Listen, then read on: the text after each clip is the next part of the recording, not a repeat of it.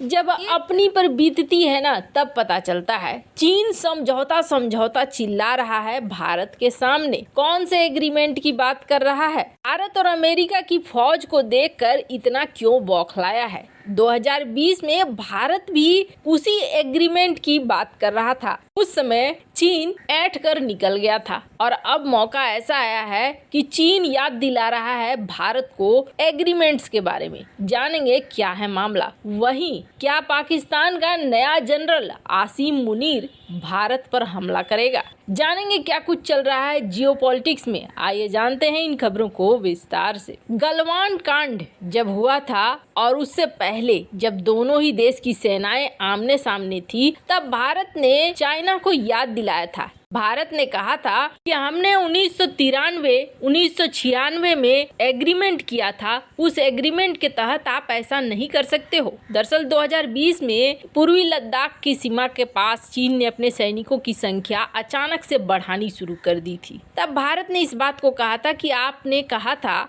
हमने भी इस बात को 1993 और फिर 1996 में जो एग्रीमेंट हुए, उस एग्रीमेंट में लिखा था कि सीमा पर आक्रामक नहीं होंगे, इसलिए सैनिकों की संख्या हम कम रखेंगे। आपको बता दें, चाइना और भारत के बीच ना एग्रीमेंट्स में बहुत सारी चीजें हैं। जैसे चाइना और भारत के सैनिक हथियार लेकर पेट्रोलिंग में नहीं जाएंगे, खुले हाथ जाएंगे। यानी कि ऐसी अगर संभावना भी बन जाए कि लड़ाई झगड़े का माहौल हो जाए तो एक दूसरे पर गोली न चले, हाथापाई हो और मामला ठंडा हो जाए। एग्रीमेंट्स तो जो किए गए थे बहुत अच्छे किए गए थे, उसके हिसाब से तो दोनों देशों के बीच कभी झगड़ा होना ही नहीं चाहिए। लेकिन हमने देखा कि ये एक तो यहाँ जमा होने लगे, ऊपर से अपने हाथों में पारंपरिक हथियार लाने लगे। डंडों में कील बंधे हुए हैं, डंडों में पत्थर बंधे हुए हैं। पत्थर, डंडे, कील, नुकीले हथियारों को इन्होंने बनाना शुरू कर दिया अपना हथियार। यानी कि गोली नहीं चलेगी, लेकिन उससे भी ज्यादा बर्बर चीजें जरूर होंगी। तो ऐसे में आक्रामकता तो बढ़नी ही थी। आखिरकार 2020 में भिड़ ही गए, और जब 2020 में भिड़ गए, उससे पहले तक भारत एग्रीमेंट बार बार कह रहा था, लेकिन चाइना को उस समय एग्रीमेंट याद नहीं आ रहा था। एग्रीमेंट याद आने के बजाय चाइना ने और भी ज्यादा युद्धाभ्यास करना बढ़ा दिया। युद्धाभ्यास के नाम पर सैनिकों की तैनाती, हथियारों की तैनाती, ये सब कुछ करना शुरू कर दिया। और अभी जो रिपोर्ट आई है ना, वो रिपोर्ट ये कह रही है कि चाइना ने और लंबा प्लान बनाकर रखा हुआ है, और चाइना ने धीरे धीरे एलएसी के पास जो पेंगोंग लेक झील है, वहां के पास में उनके साइड में उन्होंने बना रखा है मिलिट्री पोस्ट। ये मिलिट्री पोस्ट नई मिलिट्री पोस्ट है, ताकि अगर अचानक से जरूरत हो तो इस मिलिट्री पोस्ट का इस्तेमाल किया जा सके। और इसका खुलासा अमेरिकी मैगजीन पॉलिटिको ने कुछ सैटेलाइट तस्वीरों के साथ किया है, जिसमें यह बताया गया है कि इसका मतलब है कि चाइना भारत के साथ टेंशन को खत्म करने के मोड में नहीं है, बल्कि चाइना इस टकराव को और लंबा ले जाएगा। तभी तो इन चौकियों का निर्माण हो रहा है। जब जिनपिंग का चुनाव होना था तो सेना पीछे गई थी, ऐसा लगा था जैसे मामला शांत हो रहा है। लेकिन अब जो ये चीजें निकल कर आई है कि नई मिलिट्री पोस्ट बन रही है, इसका मतलब है कि मामला कुछ शांत वांत नहीं हो रहा है, बल्कि चाइना यहाँ पर लंबे समय की लड़ाई के लिए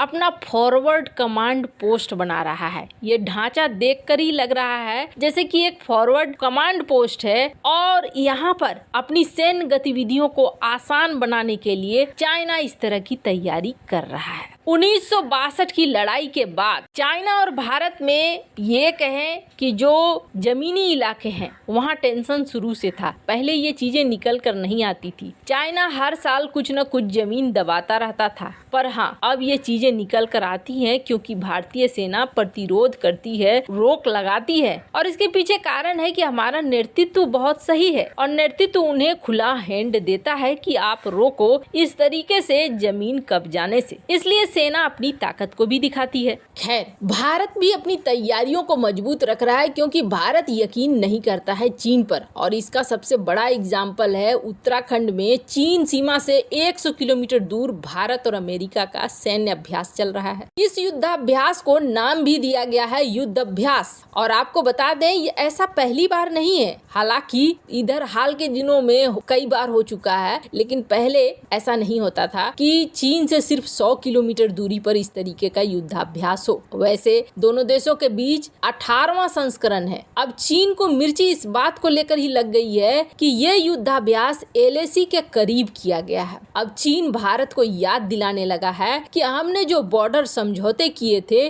उस बॉर्डर समझौते के अनुसार ये गलत है। आप LAC के पास युद्धाभ्यास क्यों कर रहे हो, वो भी अमेरिका के तरफ से। आपको बता दें, चीनी विदेश मंत्रालय का प्रवक्ता झाओ लिजियान आता है और मीडिया ब्रीफिंग में इस बात को कहता है कि चीन भारत सीमा पर LAC के करीब भारत और अमेरिका के बीच संयुक्त सैन्य अभ्यास 1993 और 1996 में चीन और भारत के बीच हुए समझौते का उल्लंघन है। हालांकि भारत ने इस बात को साफ कह दिया है कि ये एक नॉर्मल सा युद्धाभ्यास है, इसमें आपको इतना ज्यादा परेशान होने की कोई जरूरत नहीं है। पर फिर भी चीन को अब भारत के ऊपर गुस्सा आ रहा है। अब चीन को गुस्सा इसलिए आ रहा है कि अगर ताइवान या भारत के ऊपर हमला करता है तो अमेरिकी मदद ना आ जाए इन दोनों देशों को और अमेरिका को बल न मिल जाए, या फिर अमेरिका दो फ्रंट न खोल दे। चाइना इसी वजह से यहाँ पर बौखलाया हुआ है, जबकि खुद वो बड़ी तैयारियों में लगा हुआ है। ऐसा ही कुछ पाकिस्तान के अंदर भी कर रहा है चाइना, ये बातें भी देखने को मिली है। ऐसा इसलिए क्योंकि रिपोर्ट में ये कहा गया है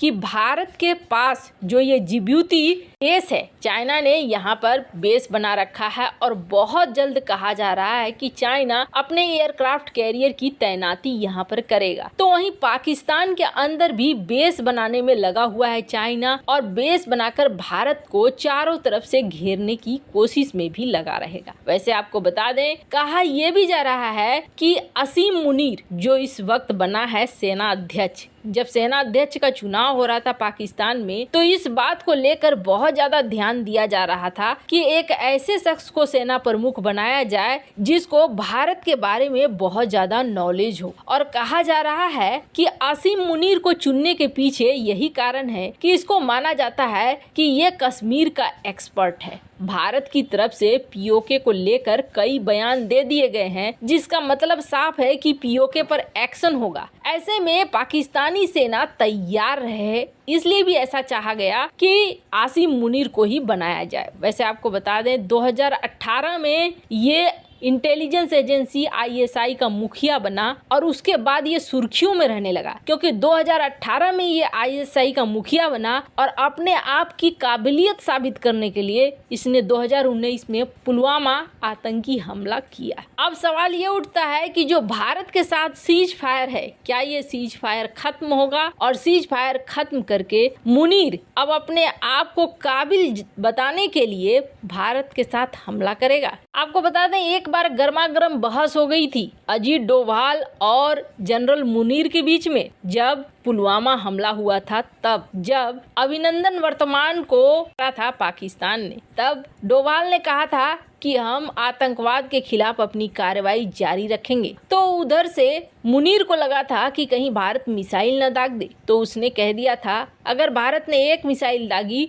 तो पाकिस्तान 3 मिसाइलों से इसका जवाब देगा। खैर, समय आने से पहले ही पाकिस्तान सरेंडर कर गया। वैसे इन सब मामले में आपकी क्या राय है, कमेंट कर जरूर बताएं।